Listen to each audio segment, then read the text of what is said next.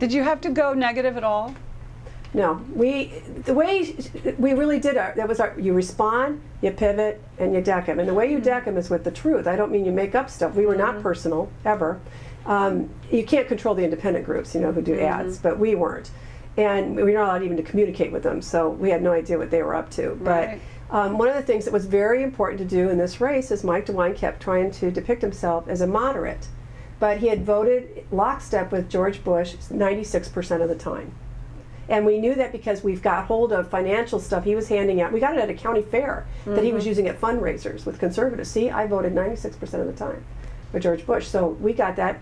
One of our staffers, when I was at a county fair, talking to some person who had a lot of cows, walked over to a table and brought it over, and I looked and I said, well, isn't that interesting? Yeah. So it was just really important. They were very different candidates, and that was what was important to distinguish. And if you were unhappy with the way things were going, it was time for a change. But you could tell when Karl Rove lost interest. Yeah, because the money got pulled out, and everybody wrote about it. All of a sudden, the money got sapped right out of DeWine's race about a week and a half before the election. That's got to be a sweet moment in a campaign when you realize your opponent has been abandoned by the, you know, the reigning party. I'll tell you honestly, what was much nicer was simply watching his numbers keep falling because he got so negative against my husband. You did 3 debates. 4. Yeah. Meet the Press was the first one. That's the first time I actually noticed him, and I don't know if you'll agree with me on this, but I was like half watching TV and this debate started, and I'm a big Clive Owen fan, and I thought, God, that guy looks like Clive Owen, and I went and turned the volume up. Whatever gets you there, honey. Okay, whatever gets you there. Well, you actually see him in person. Do you see a similarity? I never thought about it. Okay, well, I mean, you know, that's just me. So you get through the debates. I don't remember whether it was in the middle or the last one when you meet DeWine's wife, Fran. Oh, that was a pre-debate, actually. It was kind of where they were not supposed to be debating, but it ended up being a debate on local television, yeah. And that was an awkward moment. I was surprised. She had been in politics for more than 30 years, and she was really unfriendly to me. And I walked away from that and turned to Sharon and said, they're in trouble, and she knows it. That was the first time I knew. That's how you read it. Yeah, absolutely, because you know I was gonna be Mary Poppins no matter how the polls were going, and it was really interesting to me to see that. Didn't somebody accuse you of being too friendly, or that you're just too happy? Well, yeah, my nickname in the newsroom was Connie Tyler Moore, which is not fair. I'd like to point out. So sue me that I'm cheerful. My God. And you said that this was sweet too. That with a moment of victory. And this was completely lost on your husband. You felt you were experiencing that moment in the movie The Natural when Robert Redford hits the important home run and he's running and the lights are because the music's playing. We go out on the stage, this voice of God kind of thing. You know, say, and now the next senator from the stage. So we walk out and we're just laughing. And so this music starts playing. We can't see the confetti's coming down. And I said to Sharon, doesn't that sound like the music from The Natural? He said, The Natural? And I said, yeah, with Robert Redford. He said, is he here? And I said, and I realized we're talking, and then I thought, I had promised myself I was going to just be in the moment, and we're debating whether he knows what movie I'm talking about. And I said, no, never mind. And we just started laughing, because it wasn't even the music from The Natural, as it turned out. So you go through all of this, you go through this whole campaign, your husband wins, you come back to Washington, and the big reward is a bus ride to Washington, or a bus ride to the White House. Yeah, the shuttle. Where you get to meet face to face Karl Rove and Dick Cheney. Right, and the president. And the president, yep. But you made much more out of meeting Karl. You dusted off meeting the president, but it was Karl Rove who you sort of grabbed your husband and said... Well, you have to understand how this works. They get us all on the shuttle, and it's really hard to look dignified when you pull up to the South Portico and you're piling out like you're coming from summer camp.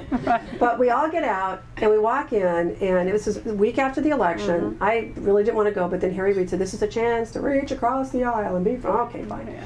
So we did, and the president looked pretty much deflated.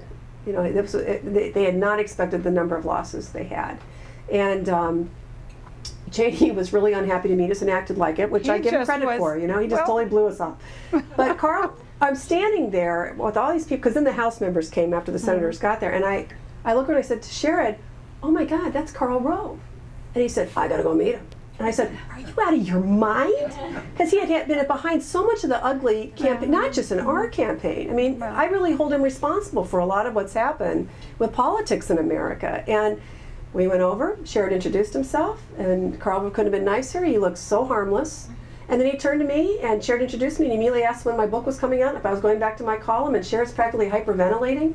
And I had to remind him later that there had just been a profile of me in the Washington Post. It wasn't that hard to know about me. Right. But it was clear that what Karl Rove always wants you to know is he's paying attention. And he knows more than you thought he knew. But he didn't know quite enough, did he? No, he didn't. Our time's almost up, but your column appears on what days? It's Tuesday and Fridays in the Plain Dealer, and it goes up on Creator's website the same day, and then it goes in papers around the country at different times. It's about everything. Yeah, it's fun. How do you find your muse? You know, it's never been... It's a troubled place up here in my head. There's always too much up there. Busy. Yeah, and it's Scotty Reston had the best definition of being a columnist. He said it's like sitting under a windmill and you get hit in the head and you go, oh, glad that's over. And it keeps coming and coming, so you just got to keep producing. The late, great TV columnist for the Washington Post, Jack Carmody, always called it the Daily Miracle.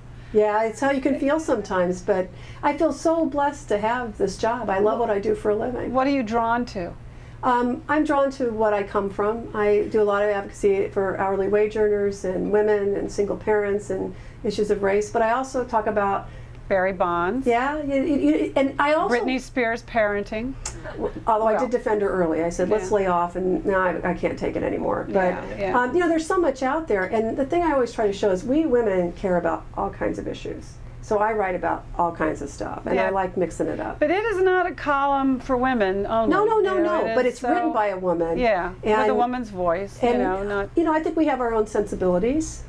We have sensibilities. No, men do too.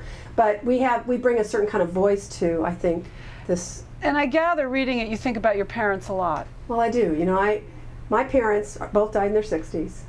I talked about them a lot on the campaign trail. During the campaign? My dad was a factory worker who hated his job every day, was in it, did it for 36 years. I remember him once sitting on the front stoop and shaking his head, and I said, what's wrong, Dad? And he didn't even look at me, he just said, you could teach a monkey to do what I do. And my mother was a nurse's aide and a hospice home care provider. She died at 62, and my dad died during the campaign of a heart attack at 69. So I always feel that they wore their bodies out, so we'd never have to, and they always thought they were two nobodies. And they were going to raise four somebodies. And we all four went to college, and their four somebodies were around them when they died. And so that drives me on any given day. And I just wrote for tomorrow about Bruce Springsteen, because he's got a new CD out. Right. And I had a friend say, you know, he's not working class anymore. Did you see his house? And I turned to him and I said, when you come from the working class, you're never not from the working class, unless you're trying to shun your roots, and then you're just an embarrassment. Well, thank you, Connie. Thank you. Thank you, everyone. We'll be out front to sign and sell some books. We'll see you next week. Thank you. You're a great interviewer. Well, you're a great interviewer. Yes, but you were great. Thank you. Well, I loved your books. And you got to tell your husband, I think he's like 5 hours. And then Connie and I are going to scoot around here real fast. So